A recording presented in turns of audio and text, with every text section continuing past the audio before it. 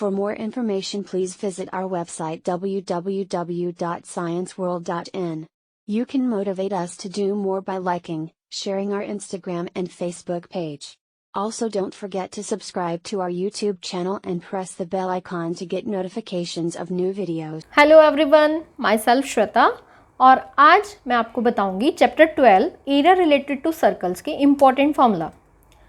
अब देखिए, maximum students के साथ प्रॉब्लम क्या आती है कि क्वेश्चन को रीड करके वो ये तो समझ जाते हैं कि क्या कहा जा रहा है क्वेश्चन में या क्या पूछा गया है, लेकिन उन्हें समझ ये नहीं आता कि कौन सा फॉर्मूला हमें लगाना है, किस तरीके से किस वैल्यू को कहाँ पर पुट करना है।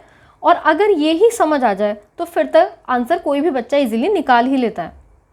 तो आज ये वीडियो मैं इसीलिए आपके लिए लेकर आई हूँ ताकि मैं आपको बता सकूँ कि कौन सा अल्फ़ाबेट किस चीज़ को डिनोट कर रहा है वहाँ पे। क्योंकि सपोज़ करिए आपने एल लिखा, स्मॉल एल, और आपको पता ही नहीं है कि स्मॉल एल है क्या, तो उसको आप अप्लाई कैसे करेंगे, कौन सी वैल्यू को एल की जगह पुट करेंगे। तो कौन सा अल्फ़ाबेट किसको रिप्रेजेंट करके चल रहा है और उसकी वैल्यू को कैसे हमें पुट करना है और आंसर तक पहुँचना है। तो first formula, area of circle. Area of circle का फॉर्मूला दे रखा है पाई आर स्क्वायर। तो सर्कल तो आप सबको पता ही है,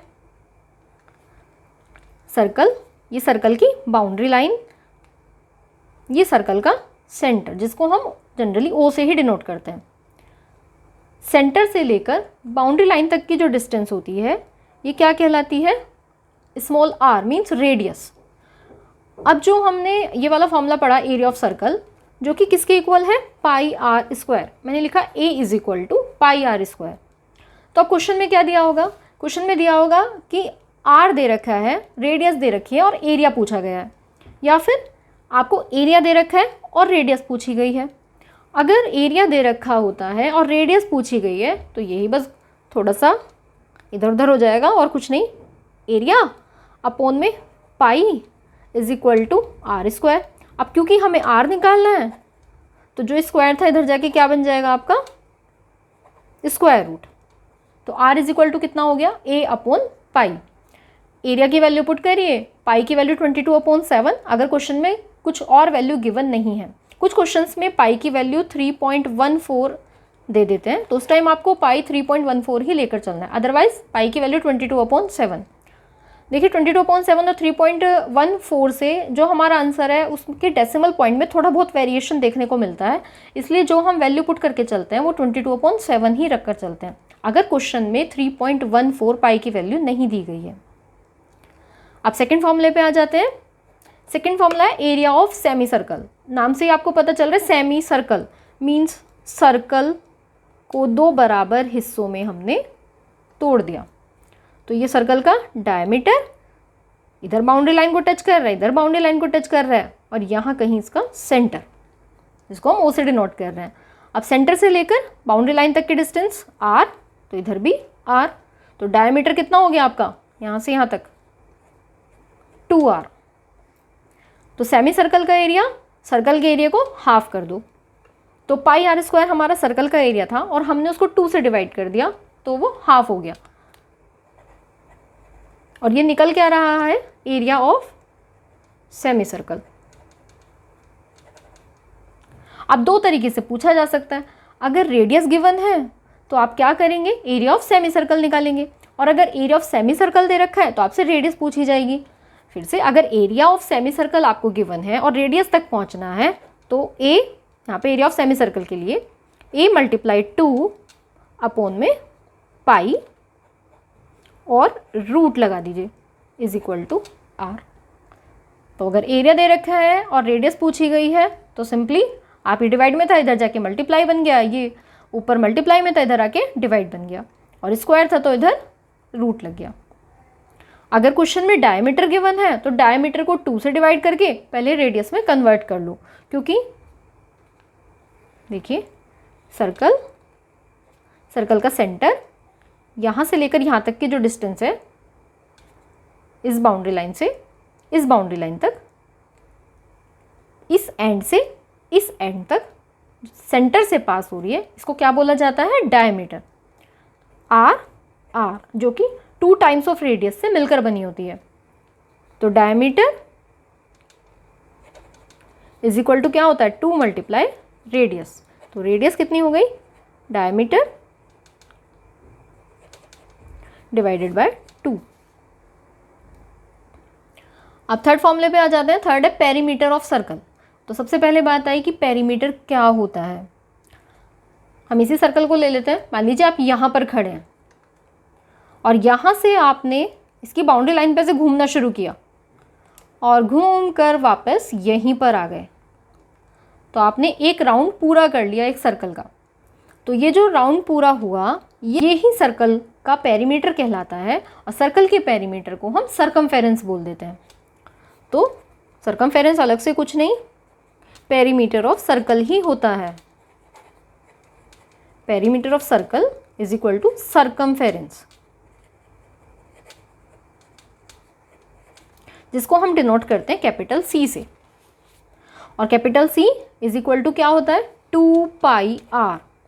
अब क्योंकि अभी मैंने आपको बताया कि diameter is equal to 2 multiply r होता है, तो इस 2r को मैं रिप्लेस कर सकती हूँ d से, तो हो गया आपका पाई d। तो circumference is equal to 2 pi r या फिर circumference is equal to pi d। अब यहाँ पे क्वेश्चन किस तरीके से आएगा, क्वेश्चन ऐसे आएगा कि आपको रेडियस दे रखी होगी, सर्कमफेरेंस पूछा होगा, या फिर डायमीटर दे रखा होगा तो सर्कमफेरेंस पूछा होगा, या अब इधर से इधर की तरफ ले लेते हैं, सर्कमफेरेंस दे रखा है, रेडियस पूछा है, सर्कमफेरेंस दे रखा है, डायमीटर पूछा है। तो अगर हमसे रेडियस पूछी जाए और सर्कमफेरेंस दे रखा है तो c अपॉन 2 पाई मल्टीप्लाई में तो इधर आके डिवाइड बन गया इज इक्वल टू r। और r अगर निकल गई तो डायमीटर निकालने के लिए तो आप 2 से मल्टीप्लाई कर लीजिए, या फिर सीधा अगर डायमीटर ही निकालना है तो c upon pi, pi divide में चला गया। नेक्स्ट फॉर्मूला आ जाता है हमारा formula number 4, perimeter of semi circle. देखिए ये वाला फॉर्मूला बहुत मायने रखता है, इसमें बच्चे बहुत कंफ्यूज होते हैं। कैसे, ये सेमी सर्कल है,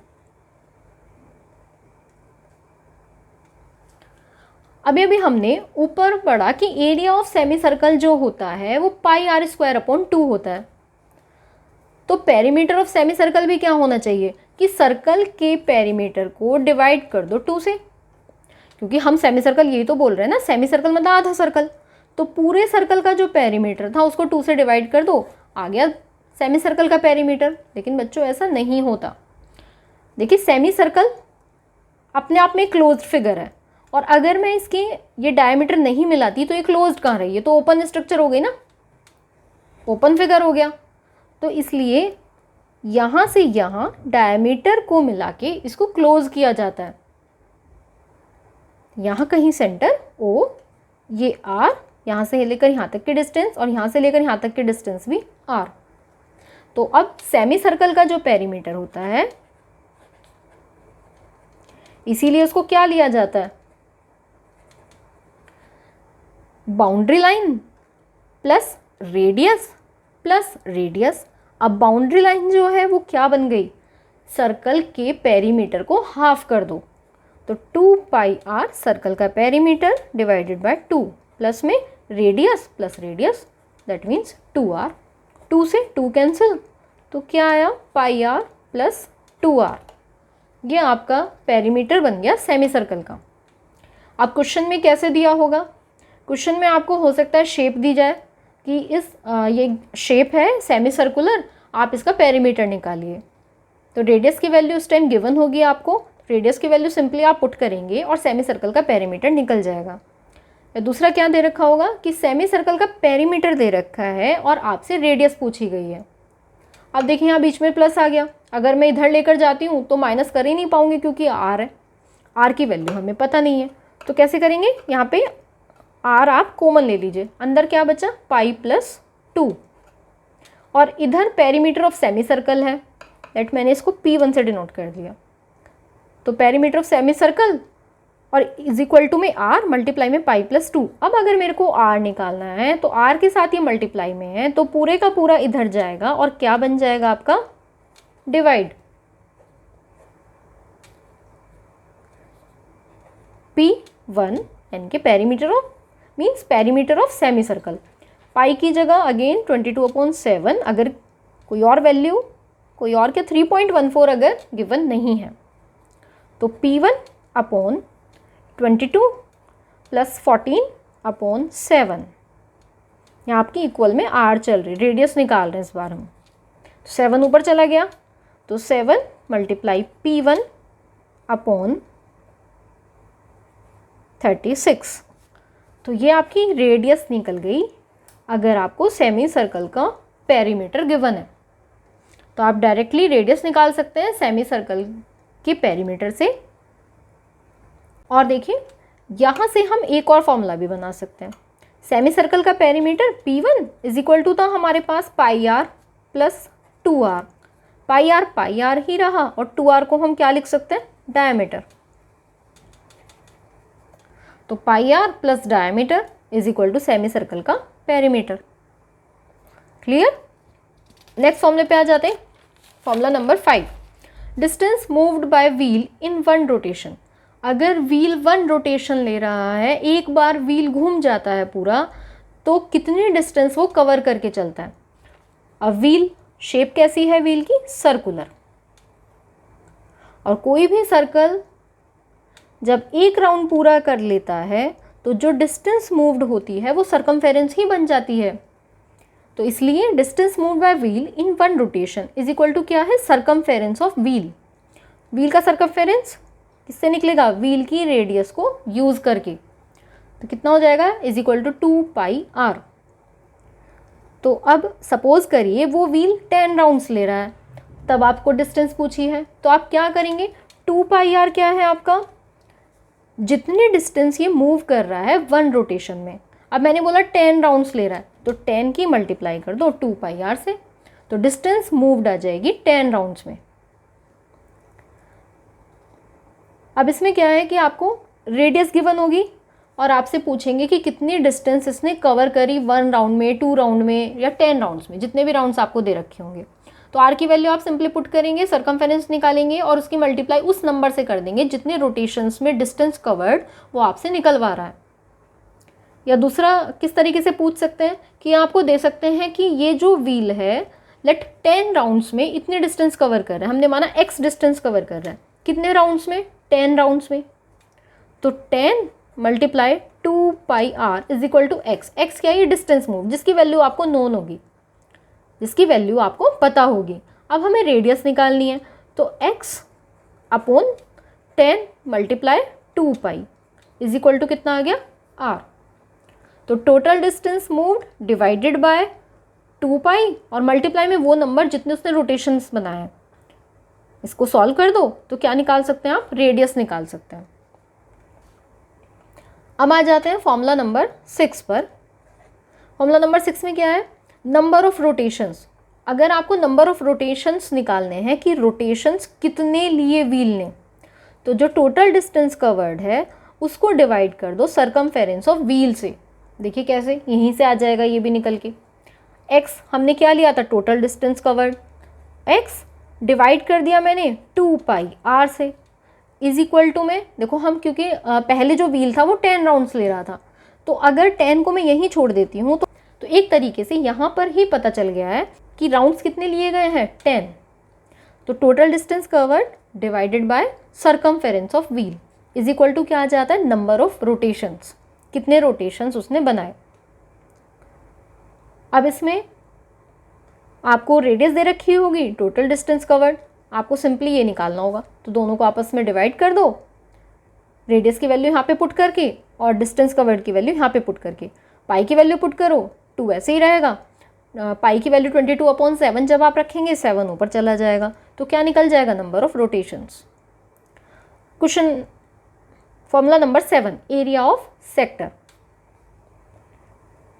अब सबसे पहले तो हमें सेक्टर क्लियर होना चाहिए कि सेक्टर होता क्या है।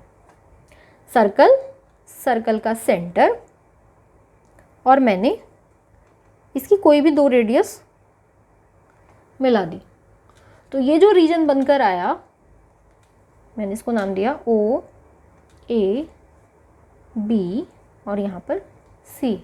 तो ये जो रीजन बनकर आया O A B C O, ये क्या कहलाता है, सेक्टर। अब सेक्टर जब भी बनता है तो सेंटर पे जो रेडियस मिली हुई हैं इस तरीके से, ये कोई ना कोई एंगल बनाती हैं। इसको हम बोलते हैं एंगल ऑफ सेक्टर,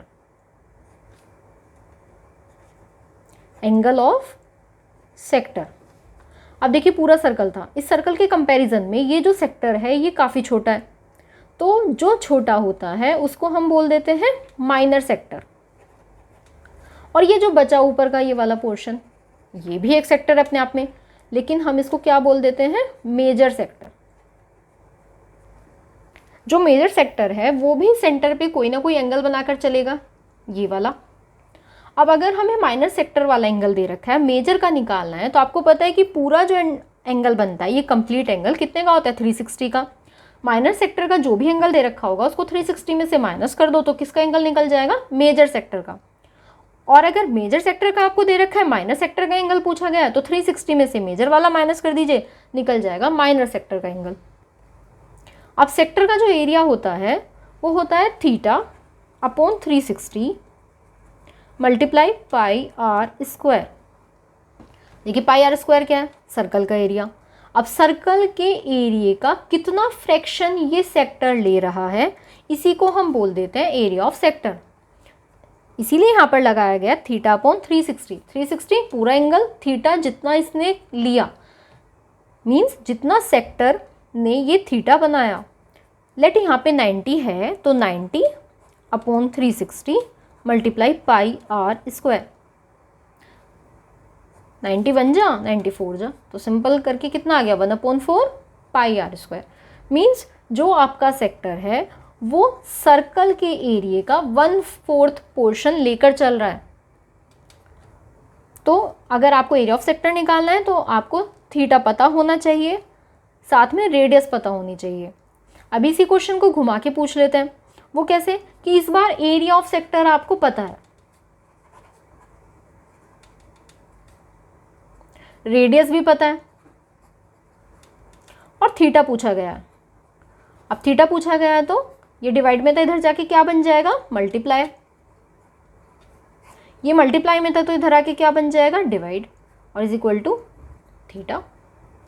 अगर आपसे रेडियस पूछी जाए, एरिया ऑफ सेक्टर दे रखा है, थीटा दे रखा है, रेडियस पूछी जाए, तो रेडियस के लिए हम क्या करेंगे, r is equal to a means area multiply 360 upon में थीटा मल्टीप्लाई पाई, और क्योंकि आर स्क्वायर था और हम आर निकाल रहे हैं तो इस पर क्या लग जाएगा, रूट। और नेक्स्ट फॉर्मूला है हमारा एरिया ऑफ क्वाड्रेंट। देखिए क्वाड्रेंट क्या होता है, क्वाड्रेंट है जैसे घड़ी में क्वार्टर होता है ना, 12 नंबर होते हैं, क्वार्टर मतलब उसका 1/4, ऐसे ही सर्कल का क्वाड्रेंट होता है। ये सर्कल में हम उस एरिया को क्या बोल देते हैं यहाँ पे, क्वाड्रेंट। क्वाड्रेंट मतलब 1/4 हिस्सा सर्कल का क्या कहलाता है, क्वाड्रेंट। तो एक सर्कल में कितने क्वाड्रेंट बन सकते हैं, 4, 1 2 3 4, 4 क्वाड्रेंट बन सकते हैं।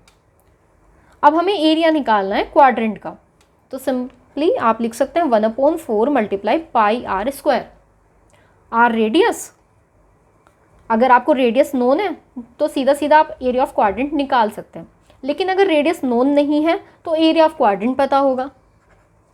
तो अगर एरिया ऑफ क्वाड्रेंट पता है और आपको रेडियस निकालना है तो 4 मल्टीप्लाई ए अपॉन पाई, और ऊपर से क्या लगा दिया, root, is equal to r. Next फॉर्मूले पे आ जाते हैं। नेक्स्ट फॉर्मूला है हमारा लेंथ ऑफ आर्क। पहले आर्क देख लेते हैं क्या है। ये सर्कल की बाउंड्री लाइन। अब सपोज करिए मैंने इतना पार्ट काट के इस बाउंड्री लाइन से अलग कर दिया या मार्क कर दिया बाउंड्री लाइन पे। ये जो इस तरह की शेप बनकर आई ये क्या कहलाती है, आर्क। और इसको अगर हमें डिनोट करना हो तो कैसे डिनोट करते हैं कि ए बी अगर आर्क है, क्योंकि अभी हमें कुछ नहीं पता चला तो हम तो लाइन सेगमेंट कंसिडर करेंगे, लेकिन लाइन सेगमेंट नहीं है तो ए बी, इसको कैसे डिनोट करते हैं, ऐसे इसके ऊपर ये वाला सिंबल लगा देते हैं, तो इससे हमें पता चल जाता है कि ए बी आर्क है। अब फॉर्मूला है लेंथ ऑफ आर्क का। लेंथ ऑफ आर्क हमें ये निकालनी है, तो इसके लिए सेंटर से मिलाया, इधर वाले एंड को भी सेंटर से मिलाया तो ये बन गई रेडियस और ये भी रेडियस। अब जैसे हम एरिया ऑफ सेक्टर निकाल रहे थे कि सर्कल के एरिया का कितना फ्रैक्शन उसने ले लिया, सेम ऐसे ही यहाँ पर अब आर्क किससे रिलेटेड है, बाउंड्री लाइन से। तो बाउंड्री लाइन का कितना फ्रैक्शन इसने ले लिया वो क्या कहलाता है, आर्क। अभी ये छोटा है और इधर से इधर अगर हम देखें ये वाला तो ये बड़ा है, तो ये माइनर आर्क और यहाँ से लेकर यहाँ तक ये मेजर आर्क। माइनर आर्क निकालें या मेजर आर्क निकालें, फॉर्मूला सेम ही रहता है, सिर्फ क्या बदल जाता है, थीटा। अगर ये थीटा 1 है और ये थीटा 2 है तो अगर आप माइनर आर्क की लेंथ निकाल रहे हैं तो थीटा 1 रखेंगे और मेजर आर्क की लेंथ निकाल रहे हैं तो थीटा 2 रखेंगे। अब लेंथ ऑफ आर्क के लिए फॉर्मूला होता क्या है, लेंथ ऑफ आर्क को डिनोट किया जाता है एल से। L is equal to theta upon 360 multiply 2 pi r. Theta upon 360 हमें ये शो कर रहा है कि बाउंड्री लाइन का सर्कमफेरेंस का कितना फ्रैक्शन इस आर्क ने ले रखा है। फॉर एग्जाम्पल इसको सॉल्व करके आपका 1/6 आ जाता है और मल्टीप्लाई 2 पाई आर। तो पूरी बाउंड्री लाइन का 1/6 हिस्सा इस आर्क के पास है जिसकी बात की जा रही है। क्लियर? नेक्स्ट फॉर्मूले पे आ जाते हैं। अच्छा, इससे पहले ये और देख लेते हैं कि इसमें और क्या पूछा जा सकता है।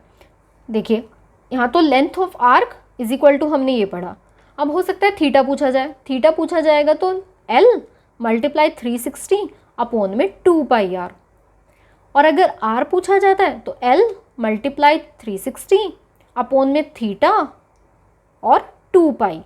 थीटा और 2 पाई दोनों डिवाइड में लग जाएंगे तो क्या निकल जाएगा, आर मीन्स रेडियस। नेक्स्ट फॉर्मूले पे आ जाते हैं, फॉर्मूला नंबर 10।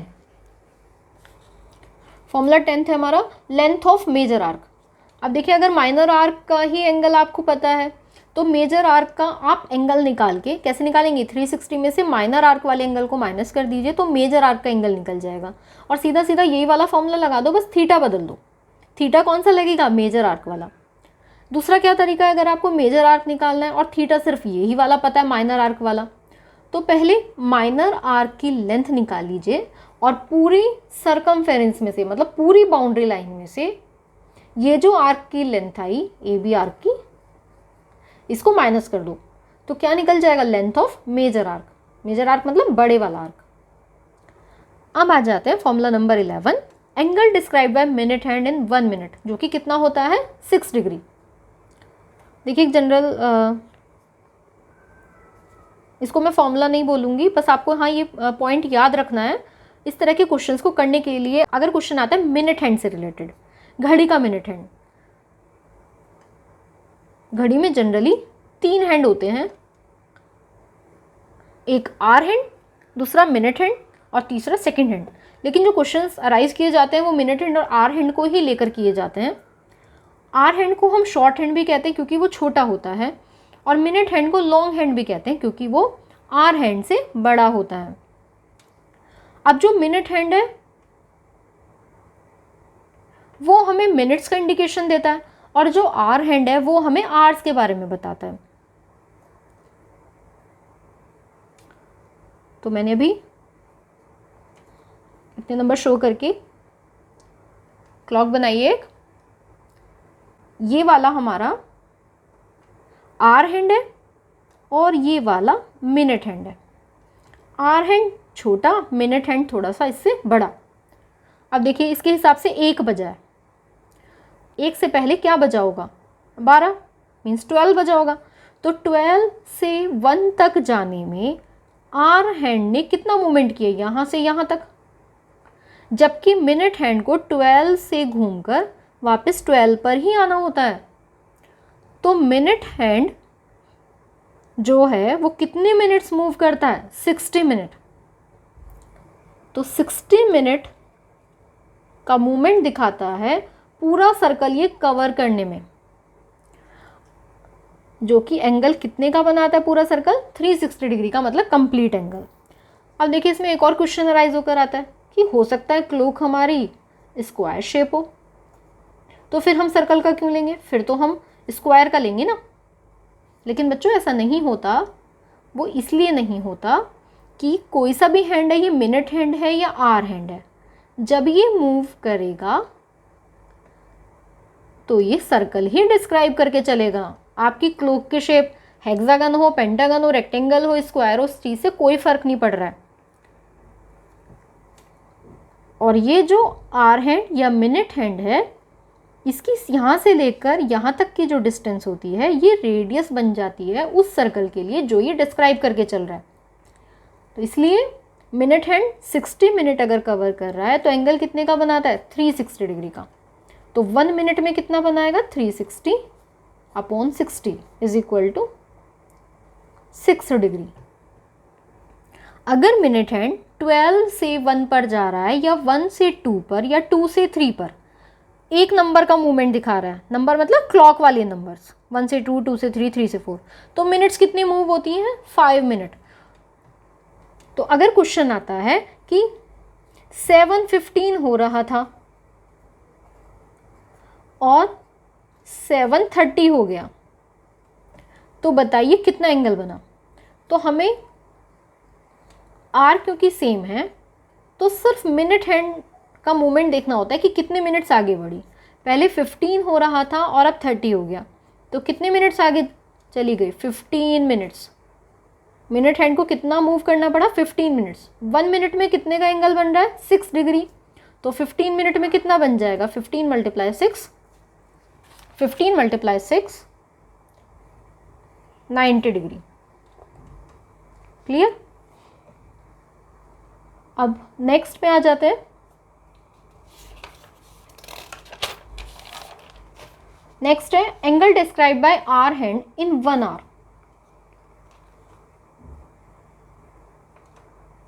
फिर से क्लॉक बना लेते हैं, 12, 6, 3, 9, सर्कल का सेंटर और ये आर हैंड है। देखिए आर हैंड, अगर हमारा आर हैंड हमें 1 आवर आगे दिखा रहा है, दैट मीन्स ये 3 से 4 पर आया है, अगर पहले 3 पर था। अगर 2 आवर्स आगे बढ़ गए तो 3 पर अगर था तो किस पर पहुंच गया अभी, 5 पर। तो अगर ये 12 आवर्स बनाता है तो इस सर्कल के, या उसने जो सर्कल डिस्क्राइब किया वो एक पूरा सर्कल बनकर आया। तो जो 12 आवर्स हुए उन्होंने कितने का एंगल बनाया, 360 डिग्री का। किसके रेस्पेक्ट में बात कर रहे हैं हम, ये आर हैंड के, मीन्स शॉर्ट हैंड। तो 12 आवर्स कवर करने में 360 डिग्री बना रहा है, तो 1 आवर कवर करने में 360 अपॉन 12, 12 3 जा 0, तो कितना आ गया, 30 डिग्री। तो 1 hour is equal to 30 degree. तो अगर क्वेश्चन आता है कि आपका आर हैंड 4 पर था और 4 से मूव करके 6 पर आ गया, तो एंगल कितना बनाया, 4 to 5, 5 to 6, 2 आवर्स हुए। तो 2 आवर्स में एंगल कितने का बन जाएगा, 60 डिग्री का। तो जितने आवर्स हैं उसकी मल्टीप्लाई 30 से कर दीजिए, तो आर का पता चल जाता है कि अगर इतने आवर्स का मूवमेंट हुआ है तो एंगल कितना बना। अब इसमें क्वेश्चन कैसे अराइज किए जाते हैं, एक तो यही कि एंगल्स कितना बन रहा है। दूसरे जो क्वेश्चंस आते हैं वो एरिया से रिलेटेड आते हैं, या फिर कितनी डिस्टेंस इसकी टिप ने मूव की, इससे रिलेटेड आते हैं। तो आपको कंफ्यूज नहीं होना, बिल्कुल सर्कल वाले ही क्वेश्चंस हैं, जैसे आप जनरल सर्कल वाले क्वेश्चंस करते हैं। अगर एरिया से रिलेटेड बात की जा रही है कि 3 पर था आर हैंड और 6 पर आ गया और पूछा है एरिया बताइए, एरिया कितना कवर किया इसने, तो देखिए बच्चों क्लियर, ये क्या बन गया, एक सेक्टर बन गया।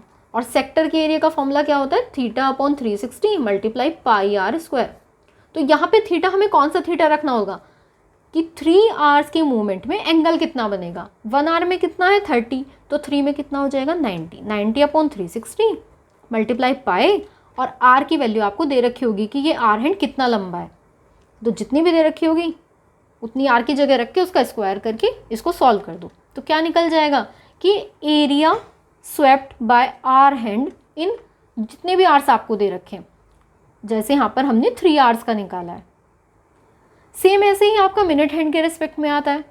तो उसमें हमें क्या देखना है कि जहाँ से लेकर जहाँ तक मिनट वाली सुई, या कह दीजिए मिनट हैंड, या बोल दीजिए लॉन्ग हैंड आपका पहुँचा, तो उसने थीटा कितना बनाया, उस थीटा को इस थीटा से रिप्लेस कर दिया जाता है, और जो आर की वैल्यू दे रखी है, आर मतलब ये रेडियस, रेडियस क्या होगी, मिनट हैंड जो दिखा रखा है वो कितना लंबा है, तो वो आर का काम करेगा, तो एरिया स्वेप्ट आ जाता है। लेकिन अगर आपसे पूछा जाता है डिस्टेंस कवर्ड बताइए, कि अगर मिनट हैंड 3 पर था और 6 पर आ गया,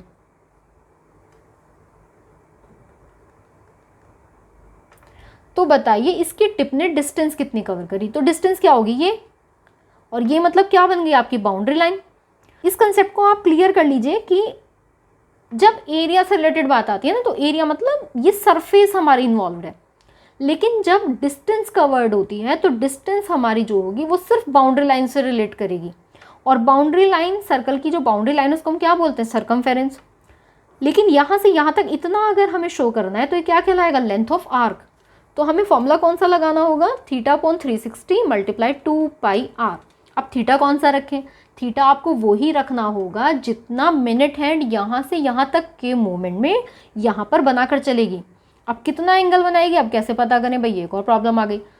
तो कोई परेशानी वाली बात नहीं है, यहाँ पे 3 से 6 तक गई, तो पहले आप मिनट निकालिए कि मिनट्स कितनी गई, 3 से 4, 4 से 5, 5 से 6, 3 नंबर्स का मूवमेंट हुआ, तो 3 नंबर मतलब 15 मिनट हो गई, 15 मिनट आगे बढ़ गई ना।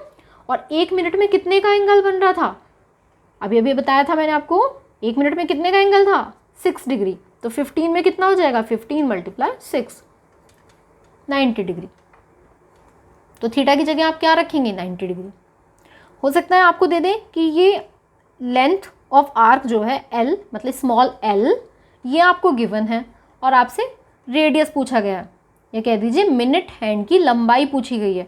तो 360 मल्टीप्लाई में, थीटा डिवाइड में, और 2π भी डिवाइड में, तो क्या निकल जाएगा, r निकल जाएगा। क्लियर। नेक्स्ट पर आ जाते हैं 13, फॉर्मूला नंबर 13, जो कि है एरिया ऑफ माइनर सेगमेंट। अब पहले सेगमेंट समझते हैं एक बार, ये सेगमेंट होता क्या है। सर्कल, ये सेंटर, अब मैंने इस सर्कल का छोटा सा पोर्शन काट दिया, ये काट दिया, और ये जो लाइन सेगमेंट काटता है ना, ये क्या कहलाती है, कोड। तो मैंने सर्कल की कोई सी कोड डाल दी, तो इस कोड की वजह से जो पूरा सर्कल था ये 2 रीजन्स में टूट गया, ये 1 और ये 2। तो ये जो 2 रीजन बनकर आए यही हमारे सेगमेंट कहलाते हैं। ध्यान रखिएगा, जब भी सेगमेंट आएगा तो रेडियस का कोई इन्वॉल्वमेंट नहीं है, हम सिर्फ कोड डाल रहे हैं। और कोड क्या है, कोड वो होती है जो सर्कल की बाउंड्री लाइन को टच करती है दोनों एंड से। अब अगर यही कोड मैंने यहाँ डाली होती तो ये क्या बन जाती, डायमीटर। तो इसीलिए डायमीटर क्या होती है, लॉन्गेस्ट कोड होती है। और अगर हमने डायमीटर डाला तो जो 2 रीजन्स ये बनकर आएंगे इनको हम क्या बोलते हैं, सेमी सर्कल। लेकिन अगर हमने ये नहीं डाल के इसी वाली कोड की बात करें अगर हम, तो क्योंकि ये वाला 1 जो है, रीजन 1, ये छोटा है रीजन 2 के कंपैरिजन में, तो ये हमारा कौन सा सेगमेंट कहलाता है, माइनर सेगमेंट। और जो ऊपर वाला है ये पूरा यहाँ से लेकर यहाँ तक, ये क्या कहलाता है, मेजर सेगमेंट। माइनर और मेजर सब में सेम ही है। आप सेक्टर की बात करें, आर्क की बात करें, या सेगमेंट की, जो छोटा है उसके साथ माइनर लग जाता है और जो बड़ा है उसके साथ मेजर लग जाता है। अब एरिया ऑफ माइनर सेगमेंट निकालने के लिए देखिए कैसे करेंगे।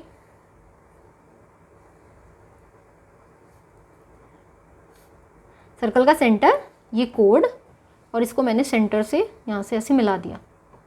अभी अगर मैं ये पूरा देखती हूँ, ये वाला रीजन यहाँ से यहाँ तक, तो ये सेक्टर है। और अगर OAB की बात करती हूँ तो ये हमारा ट्रायंगल है। तो इस सेक्टर के एरिया में से इस ट्रायंगल के एरिया को माइनस कर दीजिए, तो किसका एरिया निकल गया, इस वाले सेगमेंट का, मतलब माइनर सेगमेंट का। तो इसके लिए फॉर्मूला क्या होता है, r² πθ/360 - 1/2 sin थीटा। पाई आपको पता ही है 22/7। थीटा कौन सा थीटा, ये वाला थीटा, जितना इस सेगमेंट ने बनाया। अब आप कहेंगे सेगमेंट में तो रेडियस का इन्वॉल्वमेंट नहीं था, फिर सेगमेंट एंगल कैसे बना रहा है। देखिए सेगमेंट जो है, जहाँ पे आर्क को इसने टच किया इस कोड ने, वहाँ से जब हम सेंटर तक मिलाते हैं तो ये जो थीटा है ये सेगमेंट के लिए भी बन जाता है और यही थीटा इस सेक्टर के लिए भी बन जाता है। तो थीटा हमें ये वाला रखना है 1/2 साइन थीटा। लेकिन अब यहाँ साइन थीटा से थोड़ी बाउंडेशन हो जाती है, वो इसलिए कि यहाँ पर ये वाला फॉर्मूला हम सिर्फ वहीं लगा सकते हैं जहाँ पर हमें इस थीटा की वैल्यू रख के साइन में उसकी वैल्यू पता हो। जैसे साइन 60 हो, साइन 30, साइन 45, साइन 90 तो हम निकाल सकते हैं। लेकिन अगर आ गया है साइन 68 तो हम नहीं निकाल पाएंगे क्योंकि हमें साइन 68 की वैल्यू नहीं पता। तो ये वाला फॉर्मूला सिर्फ उसी केस में एप्लीकेबल है जब थीटा हमारा इस तरीके से है कि उसमें उस थीटा के लिए साइन की वैल्यू हमें पता है। अब दूसरा फॉर्मूला माइनर सेगमेंट का आप ये भी लगा सकते हैं, r² pi theta upon 360 minus sine theta upon 2 cos theta upon 2। देखो अब इसमें भी यहाँ पे दो केस हैं, मैंने लिखा है इस तरीके से, लेकिन अगर आप इसे लिख देते हैं साइन थीटा और ऐसे अपॉन में 2 तो इन दोनों केसेस में डिफरेंस है। कैसे? यहाँ पे अगर थीटा हमारा 60 है तो 60 डिवाइडेड बाय 2 साइन 30 बन जाएगा, साइन 30 की वैल्यू निकलेगी। लेकिन अगर आप ऐसे लिख देते हैं तो साइन 60 की वैल्यू पहले रखी जाएगी फिर 2 से डिवाइड होगा, तो ये वाली वैल्यू और ये वाली वैल्यू दोनों अलग अलग हो जाएंगी। तो आपको ध्यान रखना है ये पूरा डिवाइड का साइन यहाँ तक नहीं ले जाना, सिर्फ थीटा पहले 2 से डिवाइड होगा फिर उसकी वैल्यू साइन में देखी जाएगी, थीटा 2 से डिवाइड होगा फिर इसकी वैल्यू कॉस में देखी जाएगी। आर आपको गिवन होगा तो हम क्या निकाल लेंगे, एरिया ऑफ माइनर सेगमेंट। एक और क्या तरीका है कि इस सेक्टर के एरिया में से इस ट्राइंगल के एरिया को माइनस कर दो तो क्या निकल जाएगा, एरिया ऑफ सेगमेंट। क्योंकि छोटा है तो हम बोल रहे हैं माइनर सेगमेंट, माइनर सेगमेंट का एरिया निकल जाएगा। अब इसके बाद आ जाता है area of major segment. Major segment के लिए क्या करें आप, अगर आपका माइनर सेगमेंट निकल गया है तो पूरे सर्कल के एरिया में से माइनर सेगमेंट के एरिया को माइनस कर दीजिए तो क्या निकल जाएगा, area of major segment. Major मतलब बड़े वाला सेगमेंट। अब आ जाते हैं फॉर्मूला नंबर 15। अगर दो सर्कल इंटरनली टच कर रहे हैं तो उनके सेंटर्स के बीच की जो डिस्टेंस होती है वो क्या होती है, उनकी रेडियाई को आपस में माइनस कर दो। देखिए कैसे, ये सर्कल बड़ा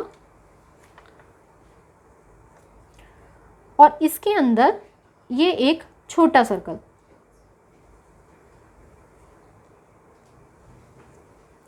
इसको यहाँ पे टच किया, ये वाला सेंटर बड़े सर्कल का और ये वाला सेंटर छोटे सर्कल का।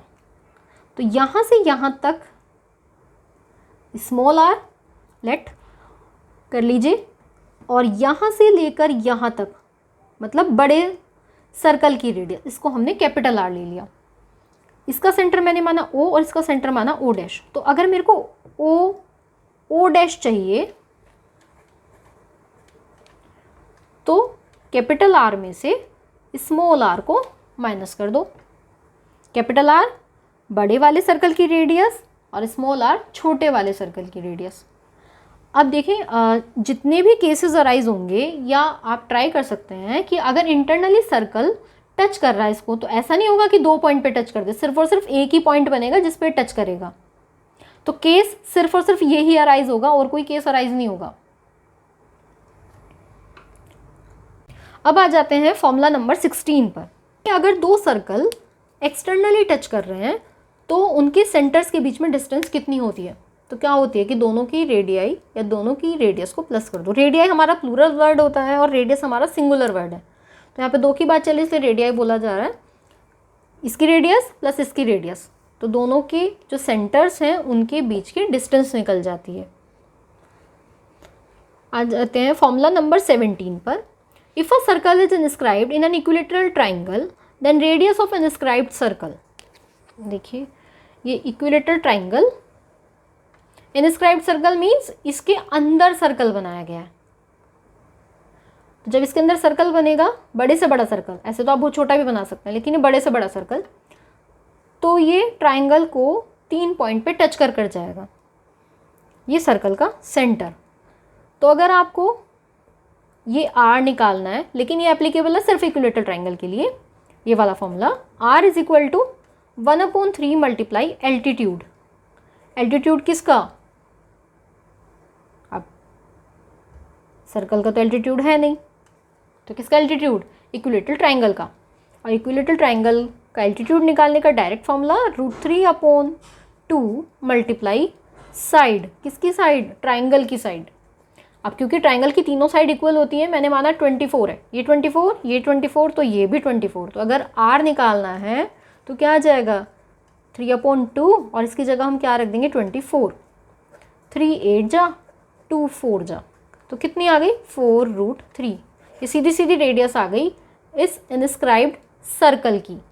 अब क्वेश्चन में आपसे सीधा रेडियस भी पूछी जा सकती है या फिर इस सर्कल का एरिया भी पूछा जा सकता है, और हो सकता है आपको रेडियस दे दें और इस ट्राइंगल की साइड पूछें।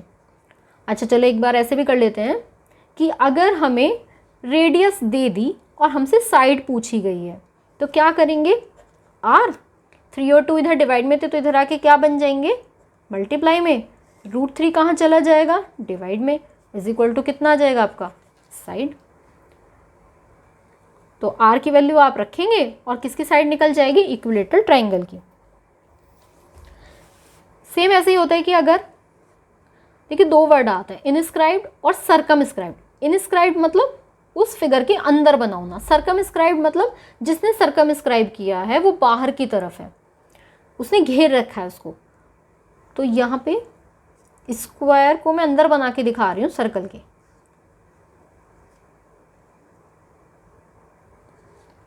तो सर्कल सरकमस्क्राइब कर रहा है एक स्क्वायर को, तो ये जो होगा ये सर्कल का सेंटर भी होगा और साथ में इस स्क्वायर के डायगोनल्स का इंटरसेक्शन पॉइंट भी होगा। लेकिन कंडीशन क्या है कि बड़े से बड़ा स्क्वायर। अब देखिए तो ये जो है, मैंने इसको ए और सी नाम दे दिया, तो जो AC है ये स्क्वायर का डायगोनल बना रहा है और सर्कल का डायमीटर। तो अगर मेरे को स्क्वायर की साइड दे रखी है तो मैं सीधी सीधी सर्कल की रेडियस निकाल सकती हूँ। कैसे, डायगोनल जो होता है स्क्वायर का उसका फॉर्मूला होता है √2 मल्टीप्लाई ए। ए क्या है, स्क्वायर की साइड। अब क्योंकि डायगोनल मेरा निकल गया, डायगोनल किसके इक्वल होगा, डायमीटर के, डायमीटर बना रहा है ये सर्कल का, तो रेडियस कितना हो जाएगा √2 मल्टीप्लाई ए अपॉन में 2, क्योंकि ये डायमीटर के इक्वल था और डायमीटर होता है 2 मल्टीप्लाई रेडियस। तो रेडियस बनाना है तो 2 इधर जाके कहाँ लग जाएगा, डिवाइड में। तो बच्चों आई होप कि आपको समझ आया होगा और आपको अप्लाई करने का भी पता चला होगा कि क्वेश्चन में किस तरह से वैल्यूज़ गिवन होती हैं। हमें उन्हें समझना होता है कि क्या वैल्यू गिवन है और क्या हमसे पूछा जा रहा है। इसकी एक और अच्छी ट्रिक ये होती है कि जैसे जैसे आप क्वेश्चन पढ़ते जा रहे हैं साथ साथ शॉर्ट में डिनोट करते चलिए कि let r is equal to हमें ये दे रखा है, l इज इक्वल टू हमें ये दे रखा है, थीटा इज इक्वल टू हमें ये दे रखा है, और जो चीज़ हमसे पूछी गई है उसके आगे क्वेश्चन मार्क लगा दो।